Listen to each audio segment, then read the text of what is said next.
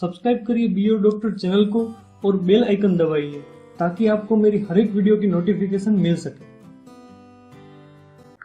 Hi everyone, I am doctor Bhavin Pabari और आज मैं आपको बताऊंगा मसल्स के क्लासिफिकेशन के बारे में और दूसरा जो स्केलेटन मसल्स है वो किस चीज से बनता है उसके कंपोजिशन के बारे में।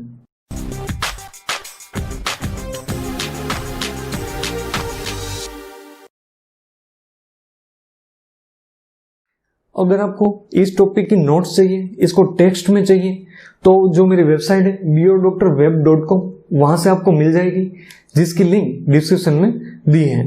आपको कोई भी मेडिकल कंडीशन हो, कोई भी डिजीज हो, अगर वो इजी लैंग्वेज में समझना है तो ये मेरी वेबसाइट पर वहां से आपको आर्टिकल मिल जाएंगे। आज का हमारा टॉपिक बहुत ही इंपॉर्टेंट और बहुत ही इंटरेस्टिंग है और ये टॉपिक भी ऐसा है कि हर एक को थोड़ा बहुत मसल्स के बारे में नॉलेज होता ही है। अगर आप किसी से पूछोगे कि हमारे बॉडी में कौन कौन से मसल्स होते हैं तो वो तुरंत बता देगा कि बाइसेप है उसे मसल्स कहा जाता है, उसके नीचे ट्राइसेप को मसल्स कहा जाता है, ट्रेपेजियस मसल्स होता है।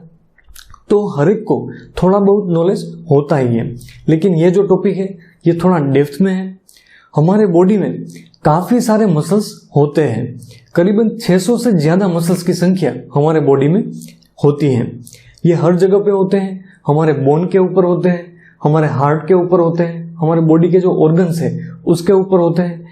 ये हर जगह पे मसल्स छाए हुए हैं और हमारी जो डे टू डे लाइफ की एक्टिविटी है, हमें सिर्फ चलना है या फिर दौड़ना है, जंप करना है, तो ये सारी एक्टिविटी में, या फिर सिंपल एग्जांपल ले लीजिए कि आपको चाय या कॉफी पीनी है, तो ये मूवमेंट में भी मसल्स की सपोर्ट का आवश्यकता उसमें रहती है।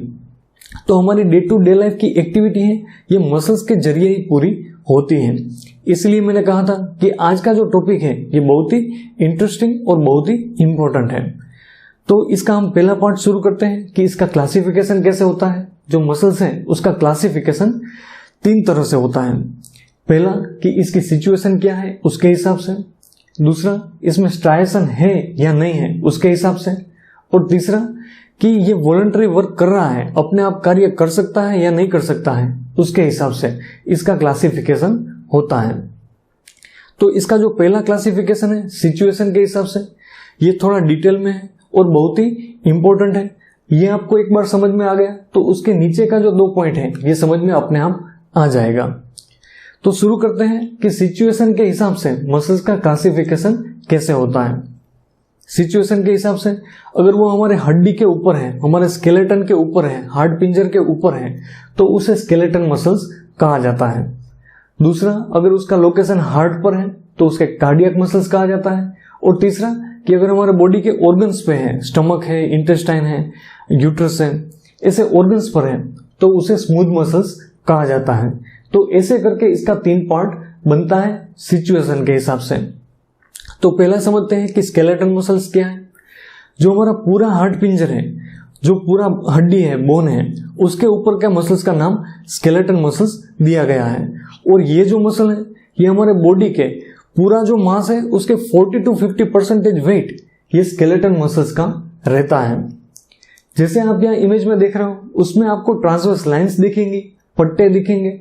इसे स्ट्राइएटेड मसल्स कहा जाता है क्योंकि उसमें जो ट्रांसवर्स लाइंस है, पट्टे हैं, उसके नाम के हिसाब से इसे स्ट्राइएटेड मसल्स कहा जाता है। और दूसरा, ये हमारे पूरी बॉडी में जो फैला हुआ है स्केलेटन मसल्स, जो बाहर की तरफ बोन के ऊपर में, उसमें जो नर्वस सिस्टम हमारे ब्रेन से जो नर्व सप्लाई होती है ये सोमेटिक नर्व फाइबर से सप्लाई होती है और उसके कारण ये हमारे कंट्रोल में रहते हैं। अगर आपको ऐसी मूवमेंट करनी है तो आप जैसे ही सोचोगे आप कर पाओगे, क्योंकि यहाँ की जो नर्व्स है ये आपको सपोर्ट करेगी। ये मसल्स में जो नर्व्स है ये आपको सपोर्ट करेगी, यानी कि ये आपके नियंत्रण में है, ये वॉलंटरी है। तो 2 चीज हुई कि जो स्केलेटन मसल्स है उसमें एक स्ट्राइएशन होता है, इसे स्ट्राइएटेड कहा जाता है क्योंकि पट्टे हैं, और दूसरा ये अपने आप कार्य कर सकता है। फिर समझते हैं दूसरा कि जो हार्ट के ऊपर होता है उसे कार्डियक मसल्स कहा जाता है। उसमें भी जैसे आप यहाँ इमेज में देख रहे हो वो मसल्स में भी आपको ट्रांसवर्स लाइंस दिखेंगी, पट्टे दिखेंगे और उसके हिसाब से ये स्ट्राइएटेड मसल्स हुआ। लेकिन यहाँ जो नर्व सप्लाई होती है ये सोमेटिक नर्व फाइबर से नहीं होती है, ये ऑटोनोमिक नर्व फाइबर से होती है और उसके कारण ये हमारे कंट्रोल में नहीं है। आप सोच के हार्ट में कुछ चेंजेस नहीं कर सकते हो, ये अपने आप ही होगा जब बॉडी की रिक्वायरमेंट होगी। तो ये दो चीज हुई कि ये भी स्ट्राइटेड होता है और दूसरा ये वॉलंटरी नहीं होता है, ये आपके नियंत्रण में ये मसल्स नहीं है।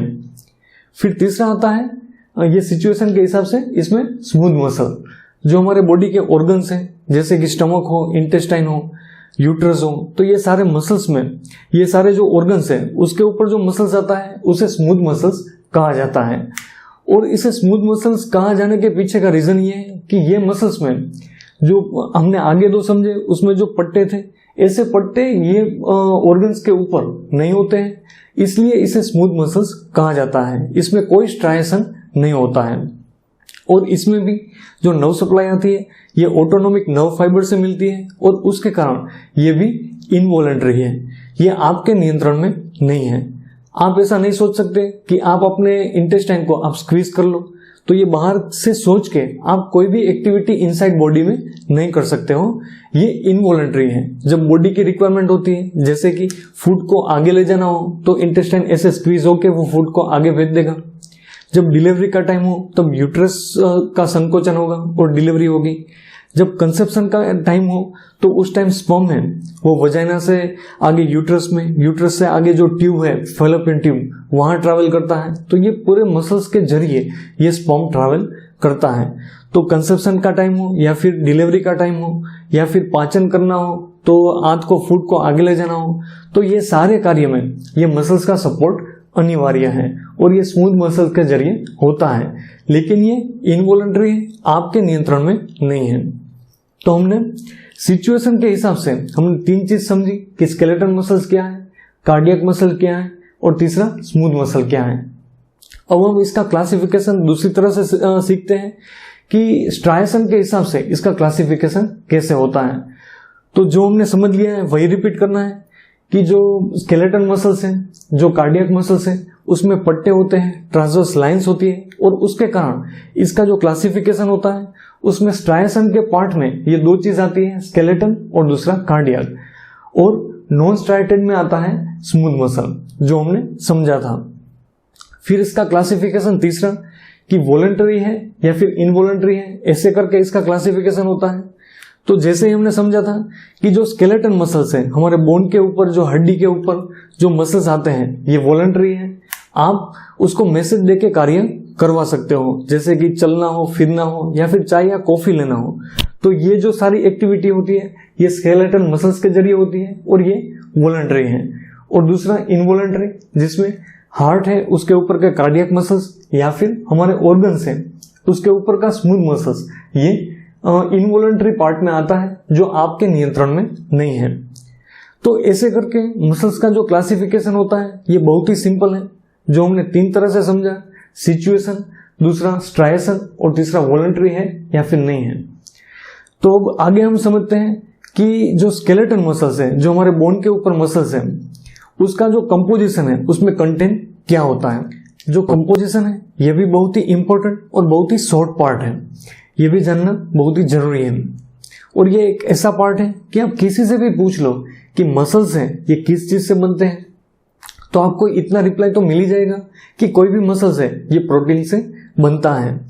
ये तो सही बात है कि मसल्स प्रोटीन से बनता है, लेकिन इसमें और भी कई सारे कंटेंट होते हैं। तो समझते हैं कि जो स्केलेटन मसल्स हैं, हमारे हड्डी के ऊपर के मसल्स हैं, ये किस चीज से बनते हैं। तो इसके कंपोजिशन में उसका जो मेजोरिटी पार्ट है 75% ये पार्ट बनता है पानी से। मसल्स में कोई भी मसल्स हो तो उसको 75% उसमें पानी होता है, तो बचे 25%, उसमें से भी 20% इसमें प्रोटीन का पार्ट होता है। जो मसल्स है उसको स्ट्रेंथ मिलती है प्रोटीन से, प्रोटीन जैसे कि एक्टिन हो, मायोसिन हो, तो ऐसे करके इसका स्ट्रक्चर होता है, एक एक लाइन होती है और ऐसे करके मसल्स को स्ट्रेंथ मिलती है। इसमें प्रोटीन होते हैं जैसे कि actin, myosin, myoglobin, troponin, tropomyosin, actinin, desmin, nebulin, ऐसे करके कई सारे प्रोटीन्स मसल्स में होते हैं। तो दो चीज हुई कि 75% वाटर हो गया और 20% इसमें प्रोटीन हो गया। तो टोटल 95% इतना हिस्सा दो ही चीज से हो गया, पानी और प्रोटीन से। फिर जो 5% बचते हैं उसमें दो चीज आती है, ऑर्गेनिक सब्सटेंस आते हैं जैसे कि कार्बोहाइड्रेट हो, फिर फैट हो, या फिर यूरिया, यूरिक एसिड, क्रिएटिनिन, या फिर ज़ेंथाइन, एटीपी, ऐसे करके ऑर्गेनिक सब्सटेंस मसल्स में होते हैं। और दूसरा कुछ इनऑर्गेनिक सब्सटेंस होते हैं जैसे कि सोडियम हो या फिर potassium, chloride, calcium, magnesium, phosphate, sulphate, ऐसे करके इनऑर्गेनिक सब्सटेंस इसमें होते हैं। तो इसका जो कंपोजिशन है ये भी बहुत ही इंटरेस्टिंग है।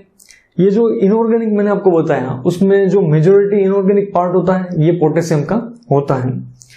तो ये भी बहुत ही इंटरेस्टिंग हुआ कि इसमें 75% पानी है मसल्स में, 20% उसमें प्रोटीन है और 5% बचे उसमें कुछ ऑर्गेनिक और कुछ इनऑर्गेनिक उसमें सब्सटेंस है।